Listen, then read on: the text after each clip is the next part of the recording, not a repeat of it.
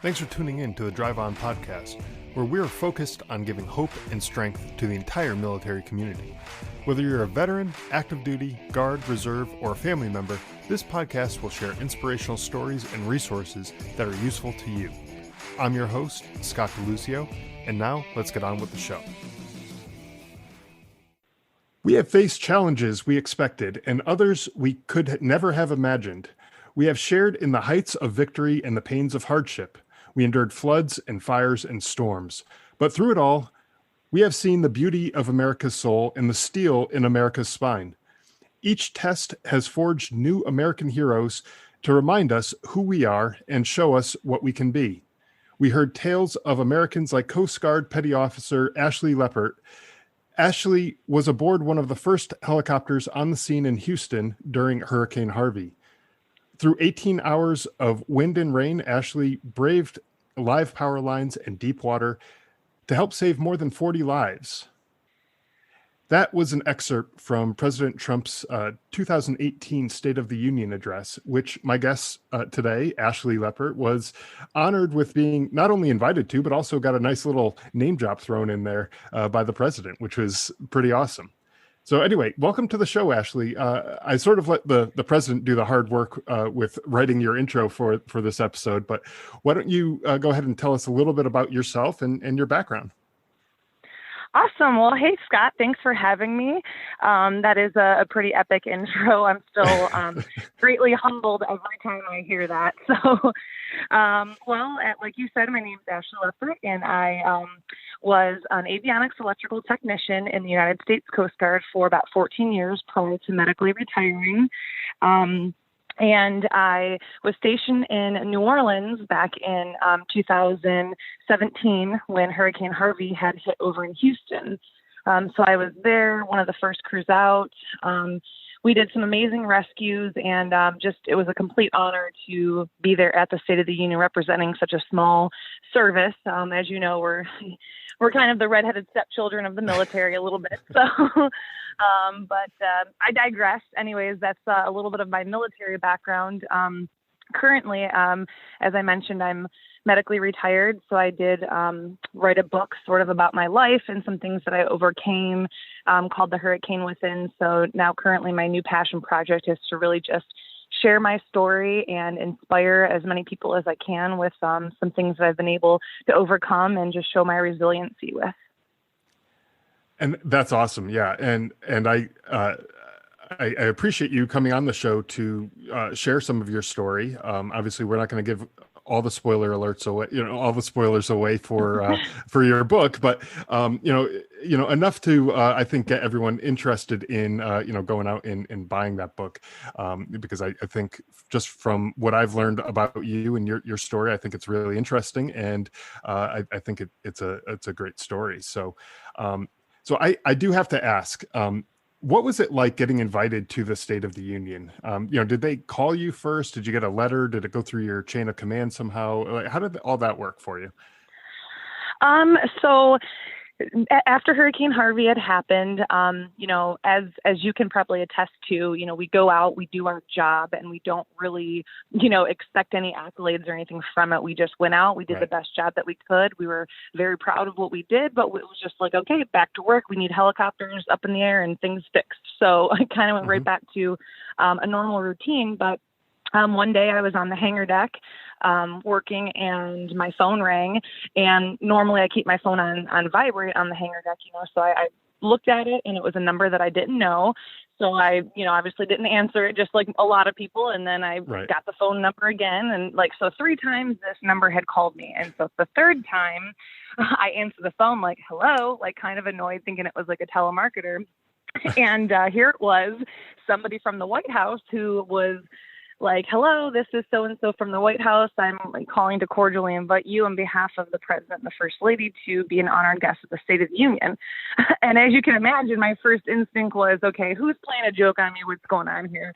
And so, of course, I was completely, jaw dropped. And, so it was that moment that I got invited. And It kind of was a big shock to me. I didn't realize in that moment that the stories of our crew's rescues had gone up the chain of command so high. And, I guess President Trump at that time was looking for somebody to represent the Coast Guard for all the, rescues that we had done during the hurricane season. Mm-hmm. So it just was an overwhelming feeling of joy, and obviously being excited and proud to represent not only my crews, but our entire service.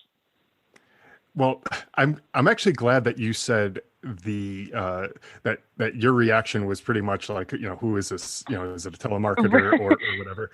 And I only asked the question because we actually have something in common in that we both were invited to Washington by President Trump. My family is a Gold Star family after my brother was killed in action in Afghanistan, and every year, President Trump invited 50 Gold Star families to the White House every year around Memorial Day. And we got invited to that in 2019. And so the reason why I ask you about how you got invited is because when we got that phone call, very similar to your situation from the White House, I almost blew it off as if it was some sort of scam. Like, I get so many spam calls on a daily basis that I'm so cynical, whenever someone I don't know calls me. And that's exactly the same reaction that I had. So I was thinking, that's why would the president even want me to come to Washington? They're probably going to ask me about my car warranty or something after that. That's so funny. I was just going to say that because I swear I get that call probably once a week, and I'm like, how do these people even get my number? Right. So yeah. I was definitely taken aback by that. And of course, once we started talking a little bit more and the credentials were explained a bit more, we kind of realized the enormity of the conversation that I was having. But it did take me a minute. Yeah, exactly. Yeah. So, well, anyways, we're not here to talk about my thing, at the White House or anything like that. We're here to talk about you and your story. And so let's talk about Hurricane Harvey a little bit here. That's the event that the president described in the State of the Union address, where he mentioned you. And I'm sure there's much more to the story than what he mentioned there. So could you tell us a little bit about the situation, the hurricane and your role in the rescue efforts? Absolutely. So kind of looking back, so the Coast Guard, we train all the time. In aviation specifically, our job is very critical and based on training and training well. So when we do encounter situations like Hurricane Harvey, we can go out and we can efficiently succeed in every mission that we do. So how the Coast Guard works is it's kind of like I'm a two-part of a job, a jack of all trades, if you will. So when I'm not standing duty, I'm an avionics electrical technician. I troubleshoot things and maintain all of our avionics equipment. But when I'm standing duty on call, that means for a 24-hour period, I'm, along with my two pilots and my rescue swimmer, we're on call in case there's anybody out in the water that needs our assistance. So I happened to be on call through the weekend of Hurricane Harvey, and about 3 a.m, I got a call. And of course, myself and my crew, we were all very acutely aware of just how big this was. Typically a hurricane hits the coast and kind of dissipates. Well, Hurricane Harvey was very different because it hit the coast and it kind of just sat there for many days over Houston, just dumping tons of rain, which obviously was something that nobody had prepared for. So anyways, I had gotten a call that we were heading out there, and so I packed my bag and sort of didn't really, realize the enormity of the situation. And we're heading out there, and it was just like, boom. The second we got in the area, it was just like pure chaos. I mean, there was calls coming in about, pregnant women stuck in apartment buildings, that were going just about to give birth that need to be saved. Just people with heart attacks, like very serious illnesses were the ones that we were focusing on first. And for about 3 days straight, that's kind of all we did was rescue, drop them off, rescue, drop them off. And mind you, we're literally in the middle of a hurricane flying. The visibility is extremely low. We're not familiar with the area of responsibility, so we don't know really where the power lines are that good, buildings, etc. So, and just to back up a little bit too, is my job as a flight mechanic is to keep the pilots safe, make sure I'm on the radios, talking to headquarters about where our location is, where we're heading to. So it's kind of, your head's on a swivel. Right. So my head was even more on a swivel, being that there was such bad weather conditions. So Yeah, I cannot imagine that flying a helicopter through hurricane strength winds, especially the size of that particular hurricane, which is pretty intense, from what I understand. I cannot imagine that that would be an easy job. It was probably very nerve wracking to be flying through that. yeah, and it's so crazy because I look back, and to be completely honest with you, I can't speak for everybody else, but for me specifically, I think for a split second, I realized, holy crap, this is dangerous as hell. I hope I get home alive.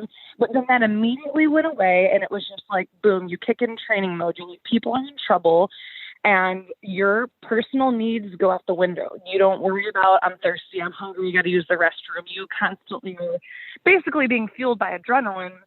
And so, honestly, it wasn't until I got home 4 days later when I sort of started to decompress and that stress slowly left my body, where I realized just kind of the impact of what we had gone through and done. And, I thank God that I was home safe and sound. Yeah, yeah, no, absolutely. That sometimes the adrenaline just kicks in and gets you through the situation, and after you've had a chance to decompress and take a look back at what it is that you just did, do you actually realize the enormity of the situation? Um, and so where were most of these people? Were they like sitting on top of their roofs? Were you plucking them out of the water? I know the president mentioned that you had helped save over 40 lives, which I'm sure in and of itself is emotionally draining. But like this must have been people all over the place. Is that kind of accurate?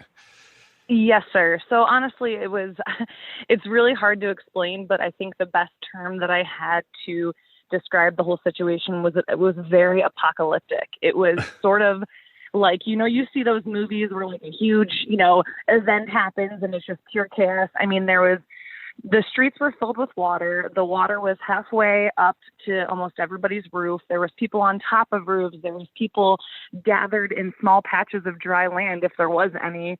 There were people on their balconies waving towels and T-shirts at us. I mean, even the animals, that was really kind of a hard thing for me to watch too, is, you would see deceased animals floating in the water, or, a dog tied up to a fence with, rising water all around it. And, those kind of thoughts really just stuck with me. But, again, and that's, not to digress, but that's really why it was really important for me to write my book and share my stories, because I came home and I truly did not know what the term PTSD was. I did not know that the trauma that I witnessed and was a part of out there would, in itself affect me and my, psychology and my processing of the whole thing. So yeah, it was pure chaos out there, and it affected me more than I had thought that it would, truthfully. So yeah, that's why it was really important for me just to kind of touch that topic in my story and share with people that you don't have to be over, per se in Afghanistan dodging bullets or, whatever the case may be. Like, trauma happens in so many different types of scenarios, both in the civilian and military world. So, but yeah, sorry. Again, I digress, but No, that that's was good. a pretty crazy time out there.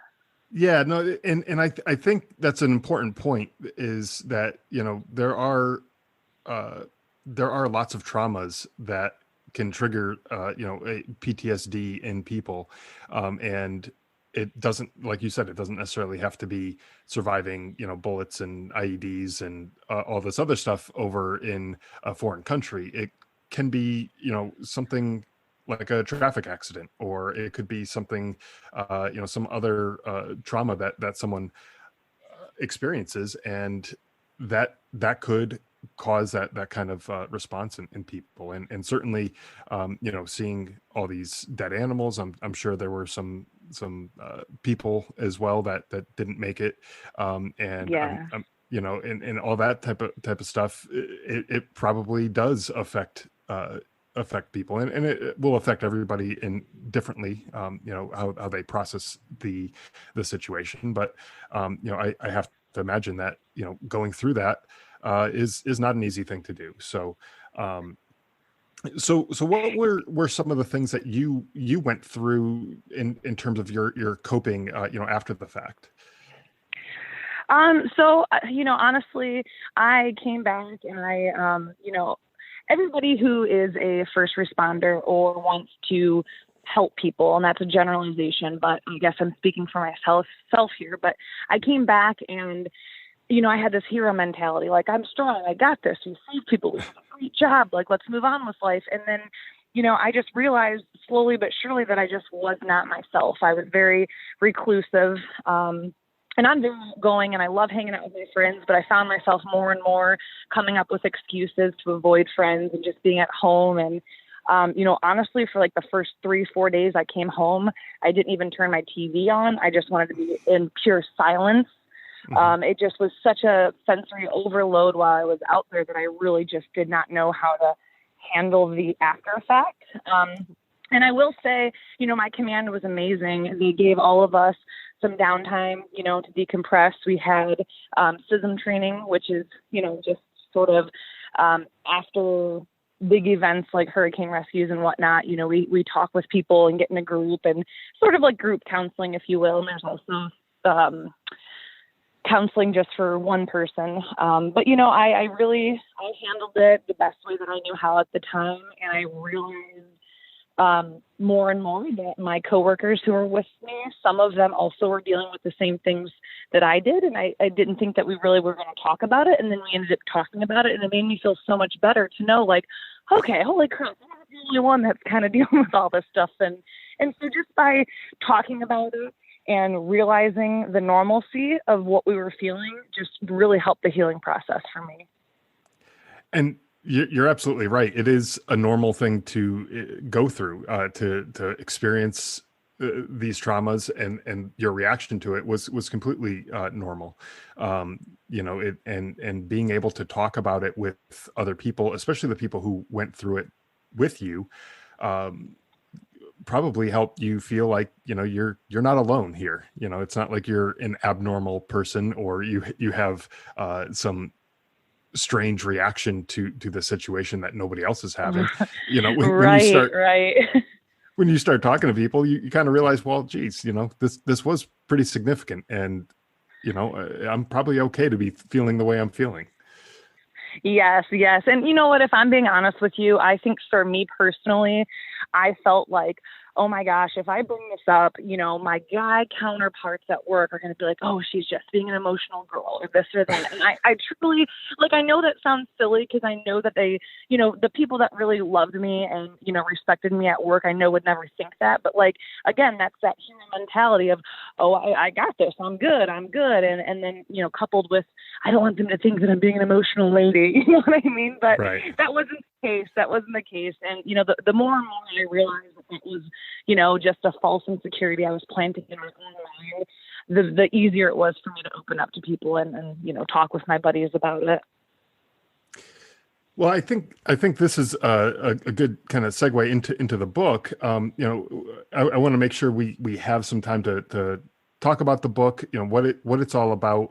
I know, part of it we covered already with, in terms of the rescue efforts and things like that. But I'm sure there's more to it than that. So your book, again, The Hurricane Within, is the book that we're talking about here. And so why don't you tell us a little bit more about the book and what it's all about? Sure, absolutely. So basically, I wrote a story about my life and some things that I overcame, both in my personal life and my military experiences. It's very multi-layered. I touch on a lot of big topics that everybody, could experience: loss of a parent, addiction in the family, sexual assault, PTSD, and then I talk a lot about my Hurricane Harvey rescues. And, for me, my faith has always been a foundation of me to have the ability to get through these big stressors in life. And I just found myself thinking I would I wanted to share my story with others in the hopes that if one person was struggling with one issue in their life and they could relate to something that I said in my story and see how I got through it and make their life better, then for me, all the nerves of wanting to share my story and put my personal life on the spotlight, all those worries slowly dissipated, because I realized if one person out of, the potential hundreds and thousands of people that could read it, if one person was helped or saved or just spiritually uplifted or whatever the case may be, then it was work well done for me. So again, I kind of talk about a bunch of hot topics in my book. I don't go really into depth with a lot of it, but I'm currently working on a second edition where I kind of dive a little bit deeper into things that I necessarily wasn't ready to open up with in the first book. Right.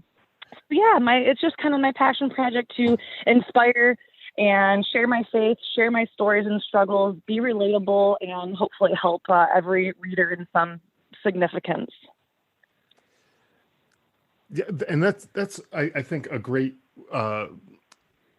thing about books like this is that you will be able to help people, whether you know them or not. They may come across your book, they'll pick it up, they'll read it, and they'll hopefully relate to something that you wrote about. And that's a big part of why this podcast exists, is so that we can talk to people like yourself and other veterans who have experienced traumas or experienced something in their careers that other veterans could relate to, and know that they're not alone, just like you did with the people that you were with, and you talked to them and you found out, hey, I'm not alone in this. Other people are feeling the same way as me. And so that's, a big reason of why this podcast exists, is to let other people know that you're not alone. There are people out there who are going through similar situations as you. And, I think that's an excellent thing to have in your book, is, your experiences and, basically letting people know that they're not alone in all of this.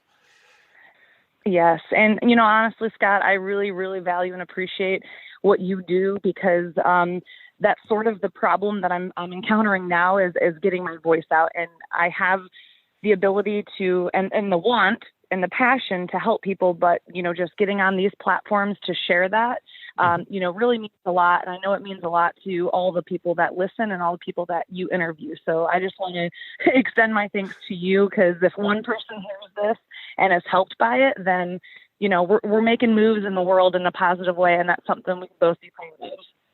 Yeah, exactly. And that's the goal ultimately, is to help people out.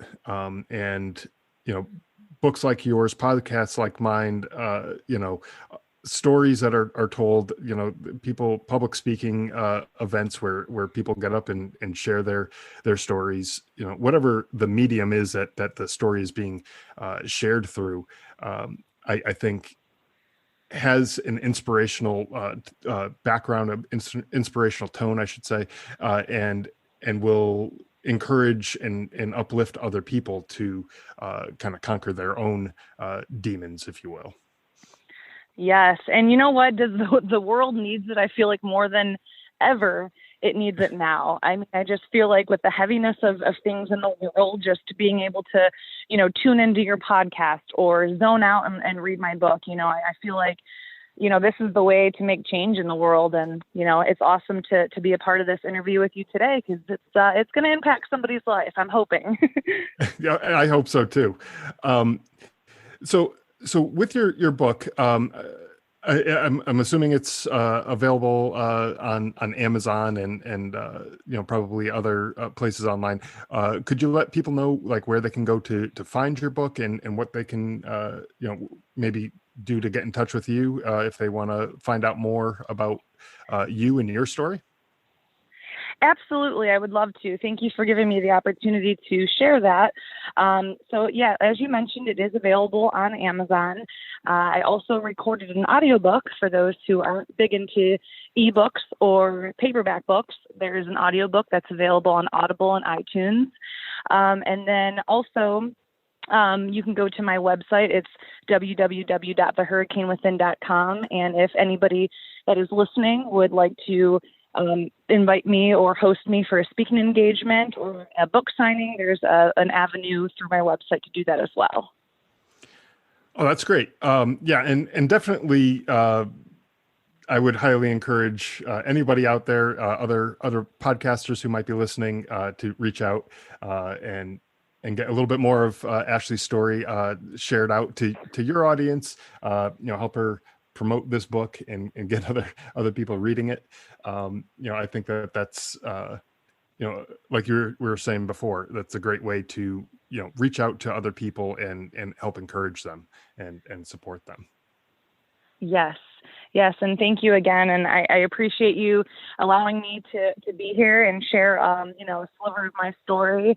And, I would encourage the listeners as well. Please reach out to me either on, Facebook or Instagram. And if you want to talk a little bit more in depth, or if you have a personal experience similar to something in my book that you'd like to share with me, I always love connecting with other people. So I also am a big proponent of that as well. Awesome. Yeah. And we'll have links to all of your social media and your website and link to the book all in the show notes. So anyone who's looking to pick up the book or get in touch with Ashlee, please check out the show notes and you can find all of those links there. Ashlee, it has been an absolute pleasure speaking with you today. I'm really excited to be able to help share your story and get it out there to the listeners. And thank you so much, Scott. And, you are honoring your brother in a huge way, and I want to give my condolences for that as well. But again, I know he is so proud of you for continuing on his legacy, as am I. Well, thank you very much. I really appreciate those kind words. You're very, very welcome. Thanks for listening to the Drive On Podcast. If you want to check out more episodes or learn more about the show, you can visit our website, driveonpodcast.com. We're also on Instagram, Facebook, Twitter, LinkedIn, and YouTube at Drive On Podcast.